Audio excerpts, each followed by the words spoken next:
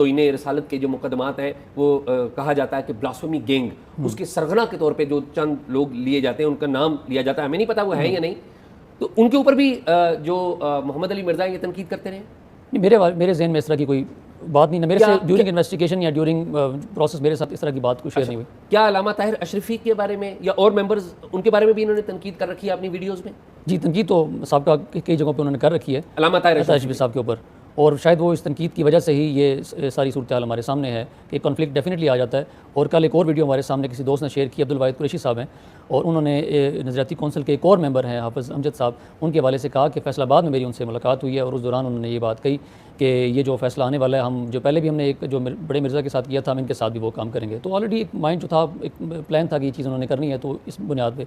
लेकिन ये टेक्निकल जो यहाँ पर जो बात है वो ये है कि इन्वेस्टिगेशन का उनको किसी भी तरह का लेटर फॉरवर्ड करना, जो कि मेरे बाद में मेरे इल्म में आया कि उन्होंने उनसे डिमांड की थी कि स्कॉलरली ओपिनियन अपनी आप हमें इस हवाले से दें। इनका लेटर भेजना भी अगेंस्ट द लॉ है, और उनका कोई रिप्लाई इस हवाले से किसी इन्वेस्टिगेशन के अंदर अगर किसी को केस फॉरवर्ड करना और उनका रिप्लाई करना, वो भी against the law and against the rules. अच्छा, ये बताएं हाफिज़ साहब कि सीक्वेंस ऑफ इवेंट्स के ऊपर लीगल बात करें हम, कि सबसे पहले 16 MPO के तहत मेंटेनेंस ऑफ पब्लिक ऑर्डर के तहत इंजीनियर मोहम्मद अली मिर्ज़ा को जेल में गिरफ्तार किया जाता है, और फिर उसके अगले रोज़ 26 अगस्त को 2025 को उनके ऊपर ब्लास्फेमी का मुकदमा दायर किया जाता है गुजरात के एक कंप्लेनेंट की दरख्वास्त के ऊपर। इसमें लीगल लकूनाज नहीं है? देखें, जब उनको अरेस्ट किया कि वो उसका एक पस मंज़र है कि वो उनके पास जेलम अकेडमी में आए, उनको रिक्वेस्ट की कि हालात कुछ बेहतर नहीं है तो आप हमारे साथ चलें, हम थोड़ा सा डिटेन करते हैं। वो सारी आपको एक चीज़ का इल्म होगा कि इंजीनियर साहब की एक पॉलिसी शुरू से रही है कि वो कहते हैं स्टेट के अगेंस्ट कभी नहीं जाना, कभी कोई प्रोटेस्ट नहीं करना, बाहर नहीं आना, जो अपनी बात है आप अपने वाम में सोशल मीडिया में रखें या अपना मुकदमा जो है वो दलाइल के साथ रखें।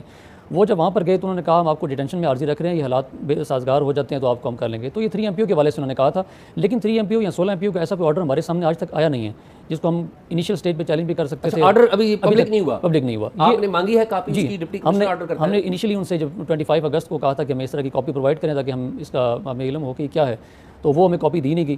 तो 295 अभी तक आपको जो 16 MPO के तहत गिरफ्तारी की कॉपी नहीं दी, कॉपी नहीं मिली। ये डिस्ट्रिक्ट डिप्टी कमिश्नर जेलम जी मीसम अब्बास साहब थे, डिस्ट्रिक्ट DC थे, अब तो ट्रांसफ़र हो गए हैं, जेलम का तमाम मामला ट्रांसफ़र हो गया ऑलमोस्ट। तो उन्होंने हमें कॉपी प्रोवाइड नहीं की, और वेरी नेक्स्ट डे जो कि उनको आइडिया था कि जेलम की इंतजामिया और डिप्टी कमिश्नर की हालत देखें इन लोगों की कि इंटेलेक्चुअली कितने डिसऑनेस्ट हैं।